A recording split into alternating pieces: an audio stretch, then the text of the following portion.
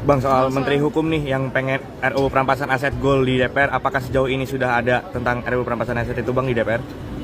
Ya kan kita lihat bahwa memang itu masuk ke dalam prolegnas, bahwa nanti kemudian sejauh mana itu akan dibahas, ya itu kan usulan pembahasan itu dilakukan oleh pemerintah dan DPR, nanti kita lihat aja. Termasuk saya berterima kasih, saya mengikuti perkembangannya, dinamikanya termasuk di Badan Legislasi. Tadinya dibahas di Komisi 3, kemudian Komisi Badan Legislasi melakukan diskusi, bahkan menyangkut soal perubahan nomenklatur judul. Koruptor benar-benar akan jerak ketika dirinya dimiskinkan dan semua asetnya disita. Itu terdengar sangat ekstrim, namun sangat pantas diberikan untuk para pelaku maling uang negara. Bukankah sudah seharusnya para koruptor ini mendapatkan hukuman-hukuman yang memang setimpal dengan apa yang telah mereka perbuat? Bayangkan rekan-rekan, uang yang harusnya dialokasikan untuk kepentingan negara, untuk kepentingan rakyat, malah dinikmati oleh dirinya sendiri dan keluarga, serta digunakan untuk alokasi pribadi. Dan tentu saja ini membuat kerugian negara yang sangat-sangat besar. Jika rekan-rekan masih ingat, kita memang tengah menggaungkan Undang-Undang Perampasan Aset Koruptor, dan pada saat ini kabar baiknya adalah Undang-Undang Perampasan Aset tengah masuk pembahasan prioritas rekan-rekan. Jadi artinya kita sepertinya tidak lama lagi melihat Undang-Undang Perampasan Aset Koruptor disahkan. Lalu bagaimana langkah yang harus diambil jika Undang-Undang Perampasan Aset tak kunjung disahkan? Usulan dari Pak Presiden Prabowo Subianto sangat luar biasa dan brilian. Pak Prabowo sepertinya memantau terlebih dahulu situasi di parlemen, apakah DPR benar-benar mengesahkan undang-undang tersebut atau justru tidak. Namun, usulan dari Pak Prabowo menarik untuk kita simak, yakni Pak Prabowo mendesak para koruptor untuk mengembalikan aset curiannya dari negara dan tentu saja langsung diproses hukum. Jadi Pak Presiden Prabowo Subianto menginginkan para koruptor ini tidak hanya dikurung kurungan badan saja, namun semua asetnya harus disita, termasuk aset-aset yang memang dihasilkan oleh tindakan kecurangan dan maling uang negara, serta penjaranya bukan di penjara di kota-kota besar, rekan-rekan. Pak Prabowo mengusulkan penjaranya itu adalah di pulau terpencil dan tentu saja tidak terjamah oleh manusia sebelumnya. Jadi sepertinya Pak Prabowo akan melibatkan militer atau TNI untuk pengalokasian lokasi penjara koruptor tersebut, karena memang ketika kita menyebut daerah terpencil dan pulau yang dikelilingi oleh hewan buas, tentu saja ini sangat riskan untuk tim survei kita ke sana. Maka dari itu diperlukan personel-personel yang memang terlatih di bidangnya. Nah, TNI sangat cocok dikerahkan untuk mengkoordinasi sel khusus koruptor tersebut. Dan KPK menambahkan, KPK sangat setuju dengan usulan Pak Presiden Prabowo Subianto. Namun KPK menginginkan hukuman yang jauh lebih menderita. KPK mengatakan negara tidak usah membuat anggaran untuk alokasi makan koruptor di sel tahanan. Koruptor diberikan alat pertanian saja, biar mereka survive sendiri di alam liar. Ini sangat menarik nih rekan-rekan, karena memang ya tidak mudah untuk manusia-manusia modern hidup di alam liar, dan apalagi untuk para koruptor yang biasanya menikmati kekayaan dan uang unlimited tidak terbatas, ini oleh Pak Prabowo malah akan ditempatkan di hutan terpencil dan pulau terpencil. Ini sangat luar biasa brilian, dan tentu saja pemiskinan koruptor di Indonesia benar sangat layak untuk disahkan. Adapun yang menolak, yaitu patut dipertanyakan, mereka ini mendukung siapa? Mendukung yang memberantas kasus korupsi atau mendukung yang korupsi? Kira-kira itu sebelah mana? Silahkan rekan-rekan saja yang menyimpulkan dan tuangkan di kolom komentar kami. Langsung kita simak informasi berikutnya. Bang, soal Menteri Hukum nih yang pengen RUU perampasan aset Gol di DPR, apakah sejauh ini sudah ada tentang RUU perampasan aset itu Bang di DPR? Ya kan kita lihat bahwa memang itu masuk ke dalam prolegnas, bahwa nanti kemudian sejauh mana itu akan dibahas, ya itu kan usulan pembahasan itu dilakukan oleh pemerintah dan DPR, nanti kita lihat aja. Termasuk saya berterima kasih, saya mengikuti perkembangannya, dinamikanya termasuk di Badan Legislasi. Tadinya dibahas di Komisi 3, kemudian Komisi Badan Legislasi melakukan diskusi, bahkan menyangkut soal perubahan nomenklatur judul. Apakah benar yang dimaksud itu adalah perampasan aset atau pemulihan aset, aset recovery. Nah, karena dua saham kita masing-masing kan 50% nih. DPR punya saham 50% sebagai lembaga pembentuk undang-undang sesuai amanat konstitusi. Pemerintah juga saham 50% dalam pembahasan. Sedapat mungkin daripada kita hanya gagah-gagahan mengajukan satu rancangan undang-undang, tapi pada akhirnya publik tidak mendapatkan hasilnya. Nah, sejak ini saya sampaikan sekali lagi bahwa ini akan kami bicarakan dengan pimpinan DPR, kemudian pimpinan AKD, kita diskusikan bersama mana yang paling terbaik. Intinya RUU ini menjadi kebutuhan kita bersama. Apalagi sesuai dengan kebijakan Undang-Undang 12 tahun 2011, dulu kita hanya boleh melakukan revisi prolegnas 2 kali dalam setahun. Sekarang setiap saat boleh, yang penting DPR dan pemerintah sepakat. Kalau ternyata besok kita sudah ada kesepakatan awal, baik dari sisi judul, kemudian juga mungkin substansi yang selama ini menjadi perdebatan-perdebatan itu bisa kita diskusikan lebih baik, maka secepat mungkin kita akan mengajukan itu.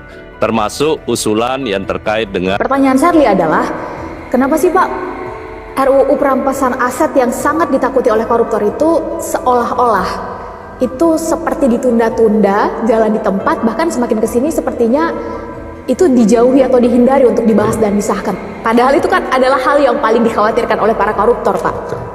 Itu kenapa, Pak? Saya banyak berdiskusi soal ini. Ini kan kalau kita bicara soal kenapa, berarti kita bicara soal politiknya. Boleh dikonfirmasi sama Pak Mahfud. Saya pernah diskusi berdua sama Prof. Mahfud terkait dengan Undang-Undang Perampasan Aset. Kapan waktunya yang tepat untuk diajukan? Dan di luar perampasan aset itu, undang-undang apa lagi yang harus kita lakukan? Prof. Mahfud selalu bilang bahwa di zaman Orde Baru, mengutip kata-katanya almarhum Bapak Pak Prabowo, Pak Prof. Sumitro kan pernah keluarkan angka 30% di zaman Orde Baru, duit itu nguap. Kemudian Prof. Mahfud, beliau waktu menjadi Menko Polhukam sampaikan bahwa sejak zaman reformasi lebih gila dibandingkan di zaman Orde Baru. Bukan hanya soal volumenya, tapi menyangkut soal pelakunya. Kalau dulu itu hanya kalangan atas, sekarang ini sudah bisa hampir semua kalangan. Tapi bukan berarti yang di sini ya, hampir semua kalangan. Ini rakyat jelata, Pak. Ya. Nah, karena itu perlu strategi untuk kita lakukan. Yang pertama, orang selalu lupa betapa pentingnya dalam sistem demokrasi yang namanya partai politik. Yang selama ini partai politik itu hanya menjadi ajang caci maki, padahal kita nggak pernah berpikir soal hidupnya supaya bisa melakukan rekrutmen. Sehingga pada saat itu saya diskusi sama Prof. Mahfud berdua. Prof, siapa yang nggak mau perampasan aset? Bagus kok. Saya ini bukan orang yang bersih. Dan saya katakan bukan hanya di sini. Di depan KPK pun pada saat saya masih jadi anggota Komisi 3, saya bilang bukan orang bersih. Mungkin belum sial. Tapi apakah saya ingin membersihkan itu? Dan semua orang-orang yang menjabat ingin membersihkan. Pasti nuraninya nggak bisa bohong. Pasti mau. Itu kita satu step pasti sama. Yang kedua, partai politik kalau nggak dipikirkan, karena kan kita harus berpikir pembatasan tindak pidana korupsi itu kita harus atasi dulu. Di pucuknya mana sih sebenarnya benangnya yang paling putus dan harus kita sambung. Partai politik satu, dia tugasnya sangat mulia. Dia menciptakan pemimpin, tapi untuk menciptakan pemimpin dia butuh kaderisasi. Kaderisasi dia butuh pembiayaan. Sekarang pertanyaan saya, negara bertanggung jawab nggak terhadap pembiayaan partai politik? Partai politik manapun. Akhirnya partai politik mencari jalan yang pragmatis, mencari funding di luar negara, yang tentu pada akhirnya bisa menimbulkan kesepakatan. Karena itu dulu saya mengusulkan, di zaman Pak Abraham Samad menjadi Ketua KPK, di hadapan rapat kerja dengan Komisi 3, karena waktu itu KPK begitu luar biasanya dipercaya. Saya sampaikan, Pak, tolong buat kajian. Kalau masyarakat, kami yang buat kajian DPR, ataupun orang-orang di pemerintahan yang buat kajian, Berapa sih yang layak negara bisa berikan kepada partai politik? Yang wajar, tetapi itu cukup. Jangan sampai memberi sesuatu yang nggak cukup, yang nggak ada gunanya. Nah karena itu KPK akhirnya melakukan studi, mengeluarkanlah angka 10.000. Saya bertanya, 10.000 per satu suara. Kalau kayak seperti satu partai mendapat 10 juta, hanya mendapatkan 10.000 berarti kurang lebih 100 miliar. 100 miliar mau mencetak kaderisasi di seluruh Indonesia, nggak akan mungkin pernah cukup. Sehingga dulu saya mengusulkan, Pak, boleh nggak kita mengusulkan dari total APBN kita antara 0,5 sampai 1%. Kalau di politik ini sudah bisa kita bersihkan. Partai politik hitungan saya kalau itu bisa terjadi bisa mendapat angka 1 triliun. Apakah besar? Enggak besar. Dibandingkan dengan yang disampaikan tadi 30 plus yang lebih besar kan? Masa kita nggak mau pilih yang 1%? Kita sudah ketahui tadi dari penjelasan Bapak, memang sistemnya juga masih belum bersih ya, belum mendukung partai politik sehingga dampaknya multiplier effect begitu ya. Atau jangan-jangan memang sengaja dibiarkan begitu karena ternyata dirasakan untuk mencari uang dari di luar negara ternyata bisa lebih bebas dan lebih banyak sehingga akhirnya tidak diubah-ubah tuh Pak, tidak segera dibersihkan sistemnya. Makanya saya katakan jangan buru-buru. Karena ini bukan persoalan yang sederhana yang seperti yang kita bayangkan. Pada Prof. Mahfud dulu saya sampaikan, Prof, tolong kita ajukan undang-undang satu paket, tetapi satu undang-undang perampasan aset, kedua pembatasan transaksi uang kartal, yang ketiga undang-undang partai politik. Ini harus satu paket kita ajukan. Kalau tidak diajukan tiga-tiganya, partai politik tidak mendapatkan porsi yang cukup untuk bisa mereka bergerak dan melahirkan kader-kader pemimpin bangsa. Ini nggak akan pernah jadi. Ini nggak akan pernah jadi. Nah karena itu saya selalu bilang kepada teman-teman waktu saya ditanya, kenapa pemerintah belum ajukan? Kami lakukan konsolidasi untuk bisa bertemu dengan semua partai-partai politik. Beri saya kesempatan. Dan yang kedua, Bapak Presiden Prabowo kan sudah melakukan hal yang sama sekarang. Dengan gerakan semua APH yang ada sekarang, walaupun mungkin ada yang bilang tebang pilih buat kami dan Bapak Presiden itu koreksi, tetapi saya pasti yakinkan bahwa apa yang Bapak Presiden lakukan sekarang itu tulus buat bangsa. Ya, terlepas dari perspektif orang ya, perspektif orang. Tapi itu udah bisa kita lakukan. Nah karena itu beri ruang waktu yang cukup, yang tepat untuk melakukan konsolidasi di semua kekuatan partai politik.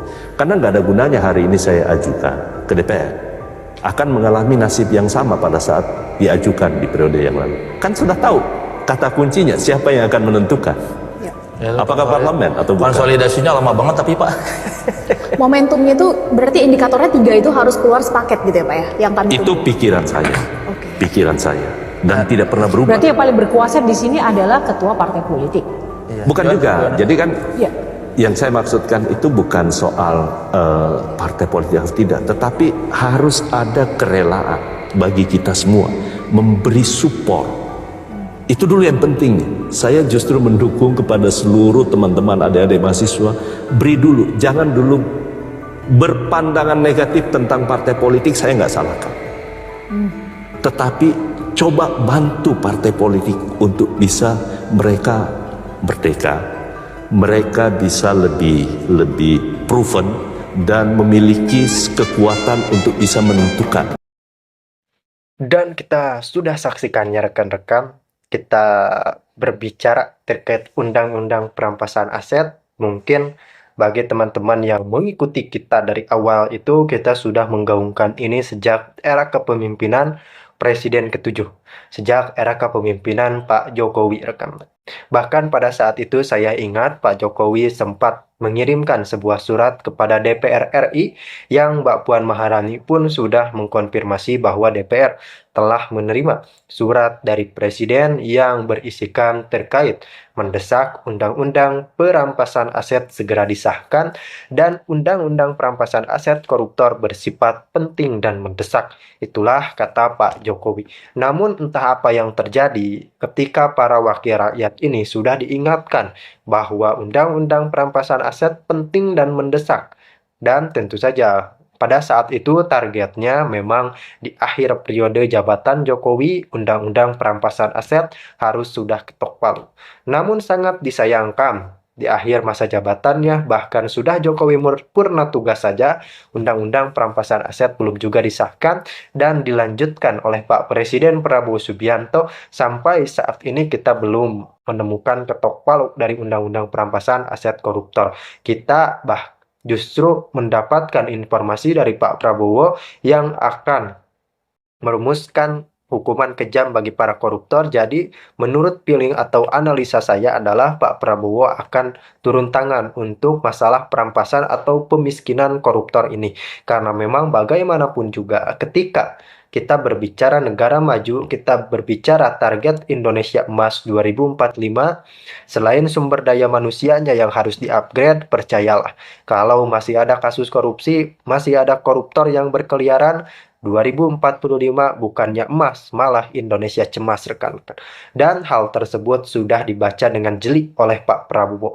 Pak Prabowo kita lihat bagaimana berkoordinasi dengan para hakim, dengan Kejaksaan Agung, dengan KPK, dan hasilnya bagaimana skandal-skandal mega korupsi yang mungkin pada masa-masa sebelumnya tertutupi atau kita tidak melihatnya, justru di era kepemimpinan Prabowo semua itu terbongkar. Dan tentu saja ini sebuah sinyal positif dari pemerintahan Republik Indonesia, bagaimana komitmen tinggi dan implementasi yang mumpuni untuk mengatasi kasus korupsi di negara kita tercinta yakni Indonesia.